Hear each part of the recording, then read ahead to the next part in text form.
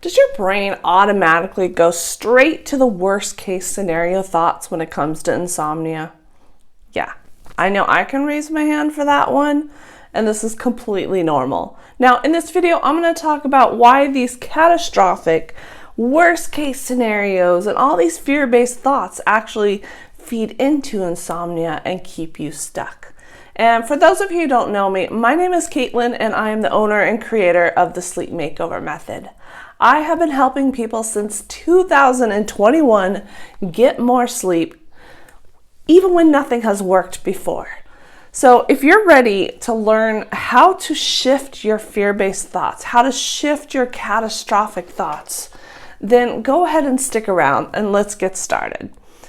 Now, as I started to mention, those catastrophic and all those fear-based thoughts that you have are completely normal. Remember, your brain thinks there is danger right now, and that is why you can't sleep. It all started with fear of losing sleep and trying to escape it. Those two things right there are sending signals of danger to your brain, telling it that there is danger out there. Even though there isn't, your brain is confused. But then your brain activates that fight or flight system and you can't sleep. The hyperarousal keeps you up. The brain doesn't want you to sleep because that'll put you at danger if there's a threat out there. Yes, there is no physical threat, but all the brain knows is that you're fearing something and trying to escape it. So that's what happens when we have these catastrophic thoughts. We go straight to the worst case. Your brain wants you to be scared and wants you to continue to try to keep yourself safe with that fear in case the danger comes at you, you need to fight it or flee it or whatever. So that fear continues to send signals of danger to your brain. You continue to lose more sleep, and then you fear it even more, and it just feeds itself, and it keeps feeding this cycle so that you are stuck in it. So we have the fear, and we have the losing more sleep. Brain thinking there's danger, losing more sleep. We can't fix this part because sleep is a passive process, but we can stop feeding the cycle.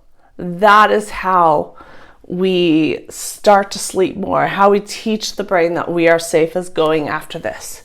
And catastrophic and fear-based thoughts are feeding them, right? So we're going to talk about how to start to shift them.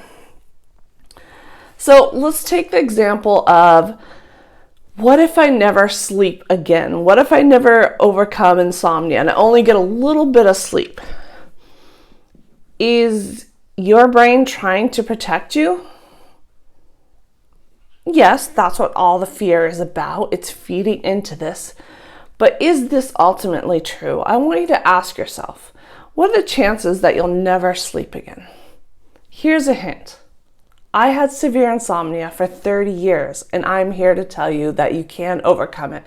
Just all this stuff out there is not going after the root cause. Just a brief summary: root cause, the fear and trying to escape it, causing your brain to have fight or flight, which raises the hyperarousal and prevents you from sleeping. All the products and stuff out there are going after this level right here, trying to lower the hyperarousal so that you can sleep. But they're not going after what's causing the hyperarousal in the first place. And that is what I'm here teaching, so that you no longer have to struggle anymore. So when you have these fear-based thoughts, start to try to become more aware of them, like the what if I never overcome insomnia fear. Instead of arguing with yourself and kind of like trying to, when you're reframing, don't argue. I'm trying to say I want you to be gentle, not harsh, like, that's not true, this can't be true, why would you even think that? Or be gentle with yourself, be kind with yourself as you do these reframes, because that's only going to cause more resistance and more fear and continue to feed that fear cycle. So instead of being harsh and hard on yourself, you can say, you know what?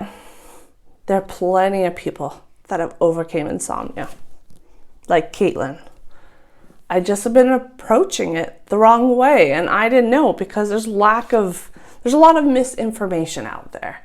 And that's okay. And feeling fearful is normal. It's okay. But I know there is a better way now. Just kind of be gentle with yourself as you reframe these things. And just reminding yourself that you are safe. I am safe. I am okay. And you can talk to yourself like you would talk to a best friend, or like you would talk to a child. You would talk kindly, talk softly, talk gently. That's what you're going to do for yourself as you reframe all these fears. So you can take any fear-based thought that you have and just start to look for evidence if it's really true, and what is probably more real and more true. And that's what's going to help you reduce that fear that is feeding into that cycle. So that's it. I hope that was helpful. It's just a little tip that I have for you today to start reframing those thoughts, because that's going to make the biggest difference in the long run and break that cycle that we want to break. I will see you in tomorrow's video.